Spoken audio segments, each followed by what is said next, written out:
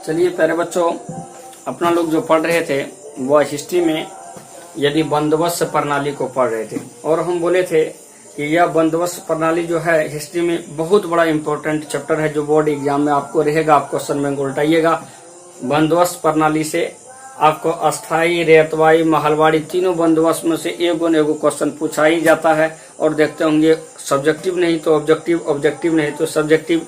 इसलिए प्यारे बच्चों, तो आपको पिछले क्लास में हम बताए थे बंदोबस्त, नीलामी बंदोबस्त आपको आरंभ हुआ था। मतलब जमीन को ऊंची बोली के आधार पर क्या किया था, जो व्यक्ति ऊंची बोली लगाया था जिस क्षेत्र के जमीन को, उस व्यक्ति को जमीन दे दिया था। तो जो व्यक्ति ऊंची बोली के आधार पर जमीन को लिया था उसे हम लोग बोले थे जमींदार। यह जमींदार और क्या होते थे, आपको भारतीय व्यक्ति ही रहते थे, लेकिन ऊंची बोली के आधार पर जो व्यक्ति जमीन लिया वह व्यक्ति क्या कहलाता था, जमींदार। यह जमीन का शुरू में जो नीलाम किया गया बताए थे 1 वर्ष के लिए, और यह 1 वर्ष में जो जमीन नीलाम हुआ था, जैसे 5000 में नीलाम हुआ जमीन जो क्षेत्र, तो प्यारे बच्चों उसका यह था कि 100 जैसे 5000 हुआ तो यह 5000 प्यारे बच्चों यदि आपको हो गया यह 100% हो गया। तो इसमें से इसका 89 भाग जो लेगा वो अंग्रेज लेगा और 11% कौन लेगा, आपको जमींदार लेगा। तो कहा जाएगा आपको यह नीलामी बंदोबस्त या जमींदारी बंदोबस्त में यदि कुल आपको टैक्स का 89% आपको अंग्रेज लेता था, 11% जमींदार लेता था। यह बंदोबस्त जमीन को जो नीलाम किया गया ऊंची बोली के आधार पर दिया गया। शुरू में 1 वर्ष दिया गया, फिर प्यारे बच्चों आगे कहा जमींदार लोग के नहीं, हम लोग को फायदा नहीं हो रहा, या जमीन को ऊंची बोली के आधार पर 1 वर्ष में नहीं हुआ तो फिर जाकर के 5 वर्ष कर दिया। फिर यदि 5 वर्ष तक वही जमींदार लोग किसानों से क्या करते थे, टैक्स वसूलते थे, अपने पास जमा करते थे, फिर क्या करते थे, अंग्रेज को क्या करते थे, आपको दे आते थे। इसलिए उसने कहा कि नहीं, हमको मान चलिए 1 वर्ष में फायदा नहीं होता और बढ़ाइए, तो 5 वर्ष बढ़ाया। लेकिन आगे चल करके क्या किया, वारेन हेस्टिंग्स के जगह, बंगाल के गवर्नर जगह जब लॉर्ड कॉर्नवालिस आया तो सब जमींदार लोग ने उस पर पैरवी लगाया कि नहीं, क्या कीजिए आप हम लोग को और बढ़ा दीजिए। तो लॉर्ड कॉर्नवालिस ने भारतीय के आग्रह को देखते हुए यह 10 वर्षों के लिए जो व्यक्ति जमींदार था वही व्यक्ति लेगा, और उसके बाद क्या होगा, 10 वर्ष के बाद ही उस जमीन का ऊंची बोली के आधार पर लगाया जाएगा। तो 10 वर्ष हो गया। तब प्यारे बच्चों आगे चल करके जमींदार लोग खूब लाभ लिया, क्योंकि हम बताए थे कि 89-11% से अधिक यदि लाभ लेना है तो वह क्या करते थे, भारतीय किसानों से अधिक टैक्स लेते थे, अधिक से अधिक कर वसूलते थे। उस उपज का मान चले 10 केजी हुआ, 5 केजी यदि ले रहा है तो उसका मान चले यदि 10,000 उस टैक्स का उस जमीन का आ जाता है उतना क्षेत्र का। लेकिन यह जमींदार लोगों ने किसानों से यदि 10 केजी उपजा तो 8 केजी, 9 केजी, 7 केजी उससे उत्पादन का ले लेते थे। आपको क्या होते थे, किसान को नहीं बचा, उससे नहीं होता था, लेकिन अपने हित के लिए काम करता। लेकिन आगे चल करके लॉर्ड कर या जमींदार लोग ने क्या किया, लॉर्ड कॉर्नवालिस के अधिकारी, आपको एक व्यक्ति था आपको जॉन शोर, उस जॉन शोर को क्या किया, यह सब पैरवी लगाया कि हम लोग को परमानेंट सदा के लिए कर दीजिए, हम ही लोग क्या करेंगे, आपको लगान टैक्स हमेशा के लिए, क्या आप नीलाम करते हैं 10 वर्षों के बाद, हम लोग को अस्थायी कर दीजिए। इसीलिए प्यारे बच्चों 1793 ईस्वी में लॉर्ड कॉर्नवालिस ने जॉन शोर की सहायता से 1793 ईस्वी में इस जमींदारी या नीलामी बंदोबस्त को क्या किया, अस्थाई कर दिया। इसीलिए अस्थाई बंदोबस्त के नाम से जाना गया। तो अब प्यारे बच्चों अस्थाई बंदोबस्त हमने बोले लॉर्ड कॉर्नवालिस किसके सहायता से, जॉन शोर की सहायता से। प्यारे बच्चों यह जमीन को, जमींदार को जो अस्थाई कर दिया, परमानेंट कर दिया सब दिन के लिए। आज जो गांव में देखते होंगे 100 बीघा, 50 बीघा, 40 बीघा, कहते हैं उसके पिताजी जमींदार है, बहुत उसके पास जमीन है। यही से प्यारे बच्चों जमींदार वर्ग का क्या हुआ, आपको उदय हुआ। तो अब यदि लॉर्ड कॉर्नवालिस जॉन शोर की सहायता से अस्थायी बंदोबस्त 1793 में किन क्षेत्रों में, बिहार, बंगाल, उड़ीसा, बनारस, इन क्षेत्रों में लागू हुआ। अब पूरे भारतवर्ष के 100% भूमि का इन क्षेत्र जो आया प्यारे बच्चों 19% भूभाग। यह ऑब्जेक्टिव याद रखिएगा, अस्थाई बंदोबस्त परमानेंट जो जमींदार को कर दिया कि सब दिन के लिए आप ही वसूलिएगा, यह अस्थाई बंदोबस्त जो लागू हुआ था यह 19% भूमि पर। क्वेश्चन पूछेगा अस्थाई बंदोबस्त जो लागू हुआ था कुल भूमि के कितना प्रतिशत पर, 19% भूमि पर, जिसमें कर का अंग्रेज कितना प्रतिशत, 89%, जमींदार कितना प्रतिशत, 11%। और प्यारे बच्चों यह नीलामी बंदोबस्त को यदि आगे चल करके क्या नाम दे दिया, जब अस्थाई कर दिया, परमानेंट अस्थाई बंदोबस्त। अब अस्थाई बंदोबस्त विभिन्न विभिन्न नामों से जाना गया, जैसे अस्थाई बंदोबस्त के, इजेदारी बंदोबस्त के है, जागीदारी बंदोबस्त के है, मालगुजारी बंदोबस्त के है, जमींदारी बंदोबस्त के, सूर्यास्त कानून वाला बंदोबस्त के। इन प्रणालियों के नाम से यह क्या किया गया आपको प्यारे बच्चों यदि जाना गया, तो कहा जाएगा अस्थाई बंदोबस्त का और नाम अस्थाई बंदोबस्त, इजेदारी बंदोबस्त, जागीदारी बंदोबस्त, मालगुजारी बंदोबस्त, जमींदारी बंदोबस्त, सूर्यास्त कानून वाला बंदोबस्त या नीलामी बंदोबस्त। इन सब के नाम से नीलामी बंदोबस्त, इन सब के नाम से क्या किया गया आपको यदि जाना गया। और इसमें हम बताए थे कि किसान का परंपरागत अधिकार संपत्ति पर से उसे बटाईदार का दर्जा दिया गया, मतलब किसान का जो संपत्ति पर, जमीन पर अधिकार था उसको क्या किया, बटेदार का दर्जा दिया गया। और इस जमीन का मालिक जो जमींदार बनाया, जो व्यक्ति ऊंची बोली लगाया, उस व्यक्ति को जमीन का क्या किया आपको मालिक है। तो बटेदार शब्द का भी उत्पत्ति यहीं से होता है प्यारे बच्चों, और जमींदार का भी उद्भव जो होता है यहीं से।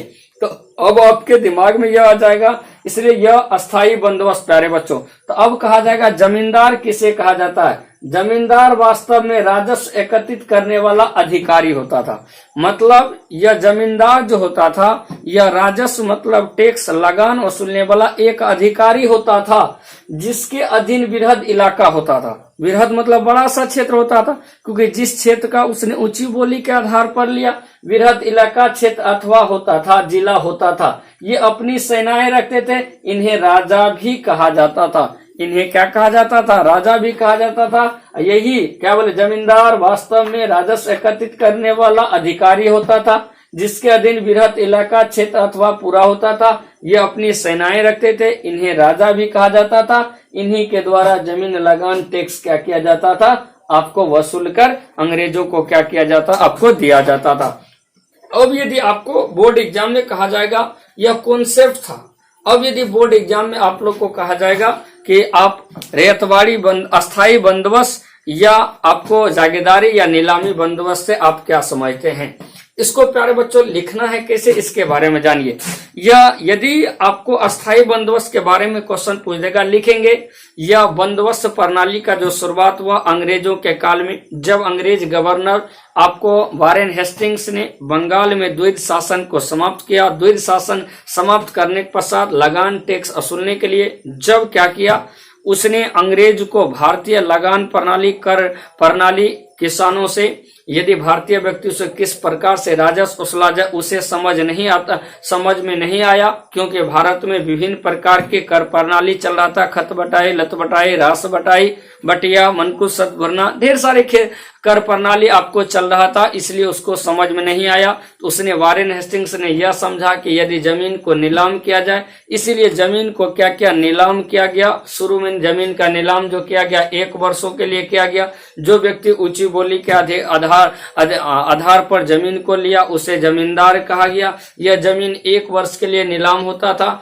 अब क्या किया, किसान का जमीन पर से अधिकार समाप्त हो गया, जमींदार जमीन का मालिक हो गए। यह जमीन का मालिक जो होता था 1 वर्ष के लिए, फिर 1 वर्ष के बाद जो व्यक्ति ऊंची बोली के आधार पर यह जमीन दे देता था, वह जमीन क्या करता था, उस व्यक्ति को दे देता था। यह जमींदारी बंदोबस्त, यह बंदोबस्त शुरू में 1 वर्ष के लागू हुआ, फिर 5 वर्ष के लागू हुआ, फिर 10 वर्ष के लागू हुआ। लेकिन जब 1793 ईस्वी में लॉर्ड कॉर्नवालिस गवर्नर बना, तो वह उसने क्या किया, जनशोर की सहायता से बंगाल, बिहार, उड़ीसा, बनारस, असम, इन क्षेत्रों को जमीन जो जमींदार था उसे अस्थायी रूप से, परमानेंट रूप से उसे अस्थायी कर दिया कि सदा के लिए आप ही कर टैक्स वसूल के दीजिए, यह जमीन की नीलामी नहीं होगा। इसलिए क्या किया, इसे अस्थायी बंदोबस्त के नाम से जाना गया। यह अस्थायी बंदोबस्त 1793 में लॉर्ड कॉर्नवालिस जनशोर के सहायता से लागू किया।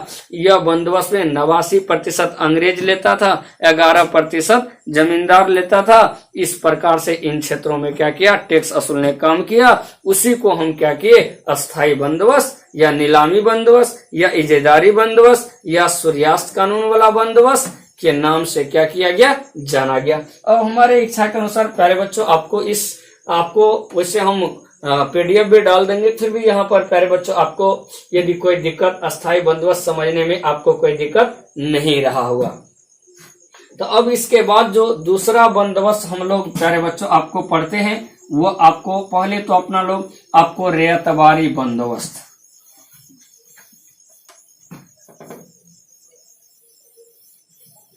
अब प्यारे बच्चों यदि बंदोबस्त प्रणाली में, यह इंपॉर्टेंट टॉपिक है, बार बार बोल रहे हैं, इसको 1-2 बार वीडियो को देखेंगे या बुक उल्टाएंगे, किसी भी आपको नोट्स ही सब उल्टाएंगे तो वहां प्यारे बच्चों यह मिलेगा। इस टॉपिक को पढ़िएगा, जहां समझ में होगा आपको 1-2 बार वीडियो को देखिएगा, अपने आप समझ में आ जाएगा। तो अब प्यारे बच्चों यदि हम समझते पहले अस्थायी बंदोबस्त को तो हम समझ गए, लेकिन अस्थायी बंदोबस्त में यदि हम लोग बात करेंगे प्यारे बच्चों, इस अस्थायी बंदोबस्त में बात करेंगे तो यह क्या हो गया, अंग्रेज हो जाता था। अंग्रेज और इसके बीच में कौन होता था, जमींदार। इस जमींदार के बाद नीचे में कौन हो जाता था, या किसान हो जाता था। मतलब किसान से जमींदार लिया, जमींदार किसको दिया, अंग्रेज को दिया। लेकिन यह अंग्रेज के दिमाग में प्यारे बच्चों यदि आ गया, क्योंकि यह जमींदार तो कुल भूमि का जितना में नीलाम हुआ उतना 11% ले लेता था, इस 89% अंग्रेज को देता था। लेकिन इससे यदि मान के चलिए यदि किसी खेत यह है, इस खेत में यदि प्रत्येक किसान से 6 केजी लेता था इस क्षेत्र को, तो आ जाता था 10,000 रुपया। इस 10,000 में 89% अंग्रेज को, 11% जमींदार। लेकिन यदि जमींदार अधिक लाभ के लिए 6 केजी से अधिक लेने लगा, अब उपज से क्या क्या किसानों का शोषण किया। इसने सोचा कि यदि यह टैक्स जो यह जमींदार या भारतीय व्यक्ति यदि ले रहा है, तो यदि इस अस्थायी बंदोबस्त के अतिरिक्त दूसरा लगान तरीका डायरेक्ट किसानों से क्यों ना संपर्क किया जाए, किसान से डायरेक्ट क्यों ना समझौता किया जाए लगान टैक्स राजस्व वसूलने के लिए, और इस जमींदार को बीच से क्या कर दिया जाए, आपको हटा दिया जाए और डायरेक्ट किसान के साथ समझौता किया जाए और डायरेक्ट किसान से लगान लिया जाए। इसलिए जब प्यारे बच्चों पूरा भारत में यह अस्थायी बंदोबस्त लागू किया, इसके बाद किसान से संपर्क करने के लिए डायरेक्ट किसान के साथ जो बंदोबस्त आपको लागू किया वह रेतबारी बंदोबस्त के नाम से जाना गया। तो पहला ऑब्जेक्टिव क्वेश्चन से शुरुआत करते हैं। रेयत का शाब्दिक अर्थ। रेयत का शाब्दिक अर्थ यदि क्वेश्चन पूछा जाएगा, किसान होता है या जनता होता है या प्यारे बच्चों आपको प्रजा होता है। तो ऑब्जेक्टिव में क्वेश्चन पूछेगा रेयत का शाब्दिक अर्थ क्या होता है, किसान, क्या होता है जनता, क्या होता है प्रजा। यह क्वेश्चन इससे स्पष्ट है कि यह बंदोबस्त जो लागू किया जाएगा वह डायरेक्ट किसानों के साथ बंदोबस्त किया जाए। तो अब अंग्रेज सोचा कि चलिए अस्थायी बंदोबस्त तो है ही, लेकिन डायरेक्ट किसान के साथ हम बंदोबस्त करते हैं। किसान के साथ यदि हम कहते किसान को आपको इन क्षेत्रों का भूमि का इतना रुपया आपको क्या करेगा, सालाना क्या करेगा, आपको टैक्स लगेगा। लेकिन उसने भारतीय किसान के बारे में ईमानदार है, कैसा है, बेईमान है, देगा कि नहीं देगा, सही से उपजा के लगान टैक्स पहुंचाएगा कि नहीं पहुंचाएगा। इसलिए इसने सोचा, अंग्रेज ने भारतीय व्यक्ति के बारे में यह सोचा कि डायरेक्ट किसान को कहीं न कहीं प्रयोग करते हैं, कहीं न कहीं किसान को यह जमीन क्या करते आपको दे देते हैं, और किसान सही में हमारा जो लगान टैक्स हम जो कहते हैं वह वसूल के हमारे पास पहुंचाता है। यदि वह पहुंचा देगा टैक्स लगान हमारा, तो हम उसी के साथ यह बंदोबस्त क्या करेंगे, आपको लागू कर देंगे। इसीलिए प्यारे बच्चों यदि 1792 ईस्वी में, इस क्वेश्चन को ऑब्जेक्टिव के दृष्टिकोण से याद रखिए, 1792 ईस्वी में एक प्यारे बच्चों यदि नाम सुने होंगे मद्रास, जो राज्य अभी वर्तमान में प्यारे बच्चों आपको तमिलनाडु है, जिसकी राजधानी क्या है प्यारे बच्चों, आपको चेन्नई है। यही मद्रास का एक जिला था प्यारे बच्चों, 12 महल। इस आपको 1792 ईस्वी में मद्रास के 12 महल जिला में सर्वप्रथम क्या किया, इस किसानों के साथ क्या किया, आपको समझौता किया कि यदि यह आपको जमीन क्या किया दिया गया, लगान टैक्स आपको यदि पहुंचाने के लिए कि आप इतना जमीन ले लीजिए, आपको इतना लगान सालाना देना पड़ेगा। इसलिए जब 1792 ईस्वी में इस रेतबारी बंदोबस्त का सर्वप्रथम मद्रास के 12 महल जिला, याद रखिएगा 1792 में रेतबारी बंदोबस्त का प्रयोग सर्वप्रथम जो किया गया वह मद्रास के बारामहल जिला में। जब मद्रास के बारामहल जिला में प्रयोग किया, भारतीय किसान, आपको ईमानदार किसान, उसने क्या किया, आपको पहुंचा दिया। तो इसने सोचा, अंग्रेजी सबके दिमाग में आया, चलिए जमींदार जो टैक्स लेता है उस टैक्स तो उतना हमें बचत हो जाएगा, इसलिए क्या किया जाए, या किसान के साथ डायरेक्ट क्या किया जाए, आपको समझौता किया जाए। तो प्रयोग कब किया, 1792 में मद्रास के किस जगह, बारामहल जिला में रैयतवारी बंदोबस्त का प्रयोग किया। रैयत का शाब्दिक अर्थ किसान, प्रजा या जनता होता है। इसीलिए प्यारे बच्चों, आगे चल करके इस रैयतवारी बंदोबस्त को 1820 ईस्वी में 1820 ईस्वी में प्यारे बच्चों याद रखेंगे कि यदि एक आपको व्यक्ति था, आपको यदि यह आपको टॉमस मुनरो, तो यह टॉमस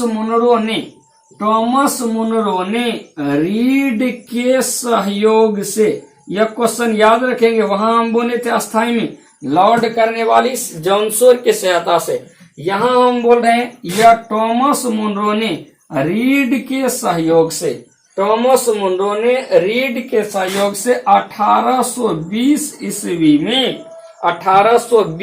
में दक्षिण भारत में लगान टैक्स वसूलने के लिए जो बंदोबस्त प्रणाली लागू किया, वह बंदोबस्त प्रणाली रैयतवारी बंदोबस्त के नाम से जाना गया। तो रैयतवारी बंदोबस्त कब, 1820 में। किसने, टॉमस मुनरो, किसके सहयोग से, रीड के सहयोग से मद्रास मतलब दक्षिण भारत क्षेत्र में लागू किया। अब प्यारे बच्चों, हम बोले थे कि यदि अस्थायी बंदोबस्त 19% भूभाग पर, कुल भारत की भूमि के 19% भूभाग पर, लेकिन यह रैयतवारी बंदोबस्त कुल भूमि के 51% भूभाग पर, तो हम कह सकते हैं कि सबसे अधिक भूमि पर जो लागू हुआ था, जो लगान टैक्स वसूलने वाला बंदोबस्त, वो आपको रैयतवारी बंदोबस्त कुल भूमि का कितना प्रतिशत, 51% भूमि पर लागू किया। लेकिन शुरू में क्या किया, यह किसान से 33%, मतलब 100%, यदि 100 केजी उपज होगा तो उसमें से 33 केजी ले लेगा अंग्रेज, बाकी किसान लेगा। लेकिन आगे चल करके 50% कर दिया, मतलब इस रैयतवारी बंदोबस्त में आगे चल करके शुरू में 33% लगान लेता था, फिर आगे चल करके यह 50% कर दिया गया। तो यह बंदोबस्त क्या किया, रैयतवारी बंदोबस्त आपको दक्षिण भारत में लागू हुआ। तो अब यह समझाए, पहले हम आपको कॉन्सेप्ट दिए, फिर प्यारे बच्चों आपको क्वेश्चन पूछा जाएगा कि यह रैयतवारी बंदोबस्त किसे कहा जाएगा। तो हम कहेंगे रैयत का शाब्दिक अर्थ क्या होता है, किसान, प्रजा या जनता होता है। यह रैयतवारी बंदोबस्त जो किया गया, यह आपको जमींदार के साथ समझौता नहीं करके अंग्रेज अधिकारियों ने डायरेक्ट क्या किया, किसानों के साथ जो समझौता किया लगान टैक्स वसूलने के लिए। तो यह समझौता सर्वप्रथम जो किया वह मद्रास के बारामहल जिला में 1792 में, जब रैयतवारी बंदोबस्त क्या किया गया, आपको सफल हो गया। तो सफल होने के पश्चात यदि 1820 ईस्वी में टॉमस मुनरो ने रीड के सहयोग से 1820 ईस्वी में मद्रास और पूरे दक्षिण भारत में जो बंदोबस्त प्रणाली लगान टैक्स वसूलने के लिए लागू किया गया था, वह बंदोबस्त प्रणाली रैयतवारी बंदोबस्त प्रणाली के नाम से जाना गया। और रैयतवारी बंदोबस्त प्रणाली में यदि किसान से शुरुआत में टैक्स जो लिया गया वह 33% और आगे चल करके यह टैक्स लगान को 50% कर दिया गया। और यह रैयतवारी बंदोबस्त तीनों बंदोबस्त प्रणाली में सर्वाधिक भूमि पर जो लागू हुआ था वह रैयतवारी बंदोबस्त कुल भूमि के 51% भूमि पर, कुल भारत के भूमि पर आपको 51% पर रैयतवारी बंदोबस्त लागू किया। यदि पूछा जाएगा रैयतवारी बंदोबस्त कितना प्रतिशत, 51%, कहाँ, दक्षिण भारत में, किसके सहयोग, रीड, टॉमस मुनरो। कब प्यारे बच्चों, 1820 ईस्वी में। रैयत का शाब्दिक अर्थ किसान, प्रजा, जनता, कर 33%, बाद में कितना प्रतिशत, 50%। प्रयोग कब, 1792 से मद्रास के बारामहल। अब प्यारे बच्चों इस क्वेश्चन में आपको कहीं भी क्या होगा, आपको दिक्कत नहीं रहा होगा। तो हमने पहले रैयतवारी को जाने, फिर अस्थाई को पहले जाने, फिर हम इसके बाद किस बंदोबस्त को जाने प्यारे बच्चों, आपको यह रैयतवारी बंदोबस्त को हम लोग जाने। अब यदि यह दो इम्पोर्टेंट, अब चलते हैं प्यारे बच्चों तीसरा महलवाड़ी बंदोबस्त के बारे में हम लोग जानते हैं। तो अब यदि क्वेश्चन तीसरा बंदोबस्त प्रणाली, यहाँ से ऑब्जेक्टिव सब्जेक्टिव दोनों इंपॉर्टेंट है। तो यह प्यारे बच्चों हम लोग जानते हैं महलबाड़ी बंदोबस्त प्रणाली के बारे में। तो जब इस महलबाड़ी बंदोबस्त पहला ऑब्जेक्टिव क्वेश्चन शुरुआत करते हैं, कब लागू हुआ? 1822 ईस्वी में। प्यारे बच्चों इसको लागू किया किसने किया? होल्ट मैकेंजी ने मार्क हेस्टिंग्स के सहयोग से, मार्क हेस्टिंग्स के सहयोग से। यदि क्वेश्चन पूछा जाएगा कि यह महलबाड़ी बंदोबस्त कब लागू हुआ? 1822 में। होल्ट मैकेंजी ने मार्क हेस्टिंग के सहयोग से यह कितने प्रतिशत भूमि पर लागू किया गया? 30% भूमि पर लागू किया गया। और प्यारे बच्चों इसमें टैक्स क्या किया? शुरू में 50% किया गया, फिर बढ़ा करके 95% कर दिया गया। तो अब इसको समझना, पहले हम लोग ऑब्जेक्टिव जाने। अब महलबाड़ी बंदोबस्त किसे कहा जाता है? तो अब यदि इस महलबाड़ी, इसने सोचा कि नया बंदोबस्त लागू करे। पहले तो अस्थाई का प्रयोग किया जमींदार के साथ, रेतवाड़ी में किसान के साथ, फिर क्या किया इसने प्यारे बच्चों पश्चिम भारत में, पंजाब इस सब प्रांत में प्यारे बच्चों, यदि उत्तर प्रदेश के पश्चिमी प्रांत इस में इसने महलबाड़ी एक नया बंदोबस्त का क्या किया? प्रयोग किया। वह प्रयोग क्या था प्यारे बच्चों? याद जानेंगे कि यदि एक अंग्रेज अधिकारी का नाम था प्यारे बच्चों होल्ट मैकेंजी। इसने होल्ट मैकेंजी ने क्या किया? एक तीसरा बंदोबस्त लागू करने के लिए, लगान टैक्स वसूलने के लिए 30 बिंदुओं, 30 प्रकार के बंदोबस्त को क्या किया गया प्यारे बच्चों? आपको रखा। जब 1819 ईस्वी में 30 प्रकार के बंदोबस्त जब रखा, तो उसमें क्या था कि यह महलबाड़ी बंदोबस्त का जो चर्चा था वह 7 नंबर पर था। इसीलिए महलबाड़ी बंदोबस्त को रेगुलेशन 7 के भी नाम से जाना जाता है। तो अब महलबाड़ी हम बता रहे हैं प्यारे बच्चों, तो यदि कहा जाए महलबाड़ी बंदोबस्त या रेगुलेशन 7 बंदोबस्त कब लागू हुआ? 1822 ईस्वी में पश्चिम भारत में लागू हुआ और होल्ट मैकेंजी ने मार्क हेस्टिंग के सहयोग से लागू किया। तो अब क्वेश्चन आ जाता है, सर महलबाड़ी बंदोबस्त किसे कहा जाता है? तो अब यदि हम बात करेंगे इस महलबाड़ी बंदोबस्त का, तो अंग्रेज ने सोचा कि महल मतलब गांव होता है। गांव को क्या किया? यदि छोटा छोटा टुकड़ी में क्या किया? बांट दिया। वह गांव के जो होगा वह किसान ही क्या करेंगे? खेती करेंगे। उस गांव पर यदि क्या किया जाएगा? एक मुखिया, एक व्यक्ति को प्रधान नियुक्ति कर दिया जाएगा और अंग्रेज का एक व्यक्ति अधिकारी जाएगा। उस गांव के जो मालिक होगा, उस गांव के जो प्रधान मुखिया होगा, उससे डायरेक्ट टैक्स लेगा। तो जब महल का शाब्दिक अर्थ है चौक, मतलब प्यारे बच्चों महल का शाब्दिक अर्थ चौक कहिए या गांव कहिए या एक छोटा सा टुकड़ा कहिए। तो यदि यह क्या किया? डायरेक्ट किसान के साथ बंदोबस्त नहीं करके पूरे गांव के साथ बंदोबस्त किया। उस गांव के सभी किसानों एक जगह मुखिया के पास, एक व्यक्ति के पास जमा करेंगे, फिर वह व्यक्ति के अंग्रेज अधिकारियों को देंगे और इस अंग्रेज अधिकारी क्या करेंगे? अपने क्या करेंगे? वहां जमा कर देंगे। तो अब इस प्रकार के बंदोबस्त में क्या किया गया? इसका नाम दिया महलबाड़ी बंदोबस्त। तो महलबाड़ी बंदोबस्त, इस प्रकार के बंदोबस्त के बारे में चर्चा 1819 ईस्वी में होल्ट मैकेंजी ने 30 बिंदुओं पर चर्चा किया। उसमें 7 नंबर पर इस प्रकार के बंदोबस्त जिसमें पूरे गांव के साथ एग्रीमेंट किया जाए, एक व्यक्ति लगान टैक्स वसूला जाए, वह व्यक्ति अंग्रेज अधिकारी को दिया जाए, अंग्रेज अधिकारी अपने अधिकारी को पहुंचाया जाए, तो इस टैक्स को जमा किया जाए। इसलिए प्यारे बच्चों 1822 ईस्वी में होल्ट मैकेंजी ने मार्क हेस्टिंग के सहयोग से पश्चिम भारत में जो बंदोबस्त प्रणाली को लागू किया, वह बंदोबस्त प्रणाली महलबाड़ी बंदोबस्त प्रणाली के नाम से जाना गया। महलबाड़ी बंदोबस्त कुल भूमि के 30% भूभाग पर लागू किया गया। शुरू में इस बंदोबस्त प्रणाली में 50% टैक्स लिया और बाद में बढ़ा करके 95% कर दिया और सर्वाधिक कर टैक्स जो लिया गया यही महलबाड़ी बंदोबस्त में। और यह महलबाड़ी बंदोबस्त यह किसानों के लिए क्या किया? शोषणकारी हुआ। इस तीनों बंदोबस्त प्रणाली में किसानों का जो शोषण किया गया, इसलिए किसानों ने इस अंग्रेज सरकार के खिलाफ क्या किया? आपको विद्रोह करना, आवाज उठाना स्टार्टिंग किया और उसी विद्रोह में एक बड़ा सा विद्रोह का रूप लिया। वही विद्रोह एक 1857 की क्रांति का रूप क्या किया? धारण किया। प्यारे बच्चों यह बंदोबस्त प्रणाली समाप्त होती है यहीं तक। इसको बार बार देखेंगे, इंपॉर्टेंट हो जाएगा। यहीं तक प्यारे बच्चों, धन्यवाद।